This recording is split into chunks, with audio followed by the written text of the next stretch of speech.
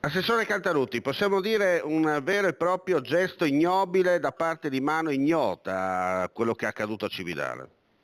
Sì, in effetti purtroppo prendiamo atto che pur passando gli anni non si vuole dimenticare i fatti accaduti a seguito degli esuli strani dalmati, a seguito della guerra. Purtroppo anche a Cividale, pur avendo fatto un monumento inaugurato lo scorso anno, proprio a febbraio, perciò è poco più di un anno dall'inaugurazione, abbiamo riscontrato che nelle notti passate ci sono stati degli atti vandalici che hanno compromesso, diciamo, un po' l'aspetto della struttura, che poi in qualche modo è stata oggetto di lavoro da parte dei volontari dell'UNUCI per il ripristino, diciamo, della sua diciamo, totale ricomposizione. No? Purtroppo però sono dei fatti che a distanza di tanti anni non si vuole accettare e ci trovano in una città tranquilla come Cividale a dover vivere questi momenti